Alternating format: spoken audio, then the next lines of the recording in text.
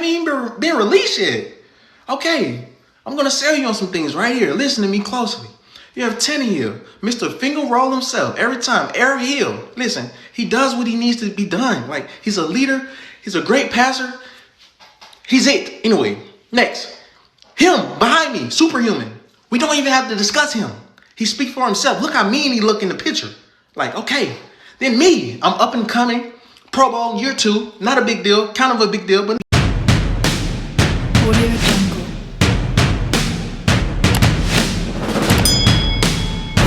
Hello everyone, this is Al Kabir, the analyst, and today I'll be talking Julio Jones, man. He's officially a Tennessee Titan, and A.J. Brown did his thing. But this is Al Kabir, the analyst.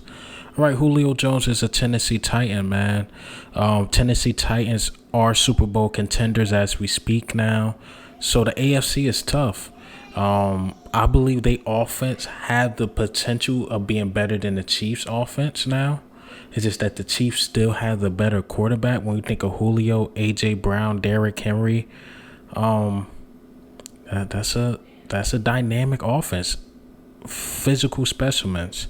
A.J. Brown's a physical specimen. Julio Jones is a physical specimen. Derrick Henry is a physical specimen. So now the only question is, I know a lot of Tennessee Titan fans not going to like this, is Ryan Tannehill. I get it. Ryan Tannehill is totally different from when he was with the Dolphins. But if you had to rank it, Julio, AJ, Derrick Henry, Ryan Tannehill, if we want to put Julio, Derrick Henry, AJ Brown, Ryan Tannehill is the X factor. It can be down for him or up for him. So far, it's been up for this guy.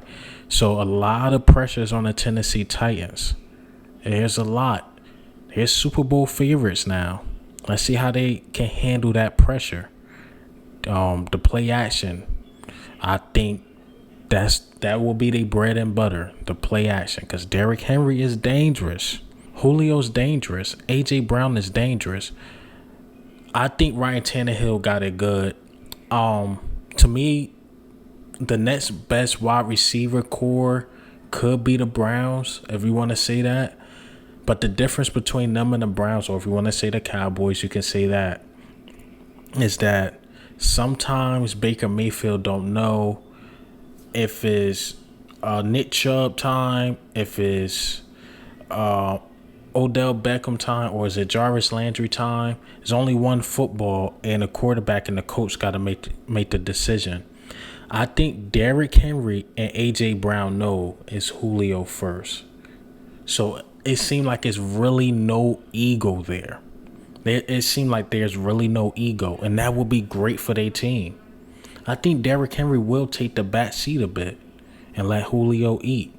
I know Julio been having the knick-knack injuries, but if you could get him for 10 to 12 games, I'm telling you, Tennessee Titans was already good. I mean, defensive coordinators, I feel bad for the Colts. I feel bad for Houston, and I definitely feel bad for the Jaguars, who is a rebuilding team. Because I see them blowing some teams out. And once again, it's not a lot of ego there. To me, Julio Jones is not the typical wide receiver who, of course, he wants the ball a lot, but you don't see him crying to the press. That's why it really shocked me what he did with Shannon Sharp, which I believe he probably didn't know. But Julio seemed like a laid-back dude. Never really see him in the media.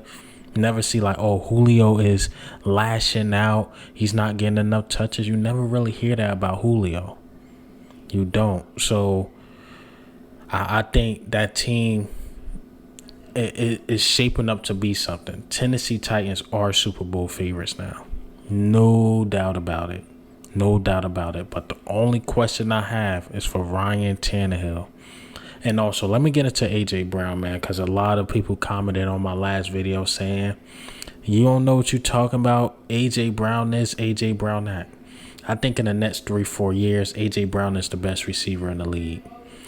I think when DeAndre Hopkins hit that age where as though he's not the same, Julio, obviously, when he hit that age and he's not the same, I think AJ Brown is better than DK Metcalf. I think he has the potential, if he not better now than Mike Evans. Him and Stephon Diggs will be there in the next 3 to 4 years, but I might go edge AJ Brown. I think AJ Brown is that dude. My thing with AJ Brown about the TikToks and all that, the DMs, he came off a bit thirsty. He did, and I'm like, this dude is going to be a number one wide receiver in this league. And I get the comments. I get it. Saying that, well, worked out from everybody commenting on that now. But they're like, that's his idol, that's his this, that's his that. But what happened to private phone calls? What happened to private text messages? What happened to any of that? I know we in a new age, and I'm young. I'm 24. I'm young. I'm not old. My thing is he was doing too much for social media. That was my thing. That was my only thing. But I get it, showing the man love, this and that. You know, he came out and said, y'all done effed up today.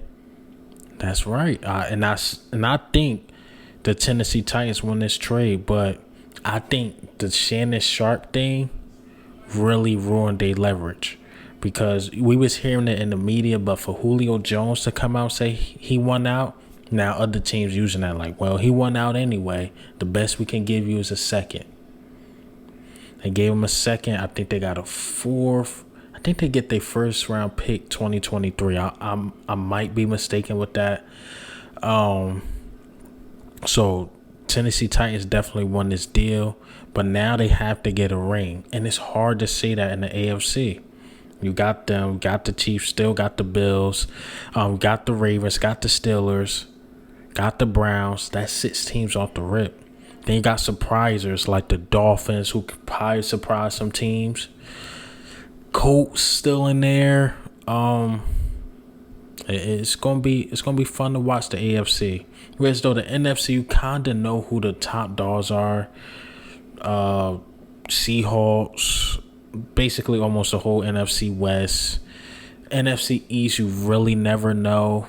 You got Tampa, but that AFC, they got the top tier quarterbacks and the top tier talent right now to me. Overall, it's going to be fun to watch the Tennessee Titans, man. And I'm going to go over Julio Jones' past numbers, because he's still top 5 in this league. He's still top 2 in this league. I don't care if you put him 1, DeAndre Hopkins 2, or if you put DeAndre Hopkins 1 and Julio Jones 2.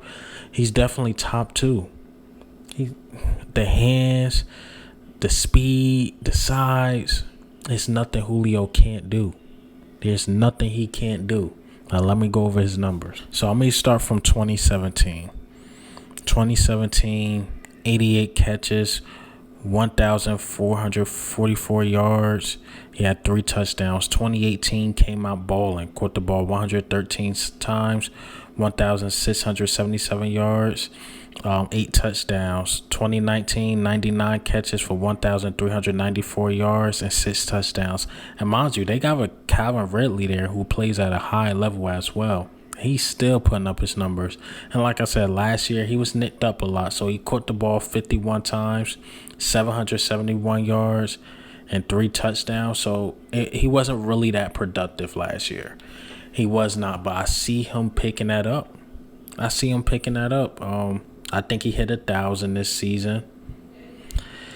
Tennessee Titans, man, they coming. But this is Al Kabir, the analyst. And also, before I wrap this up, I will be giving my reaction to the Logan Paul, Floyd Mayweather. I'm definitely watching that. But yeah, I'm going to get my reaction to that. But this is Al Kabir, the analyst. Ghost.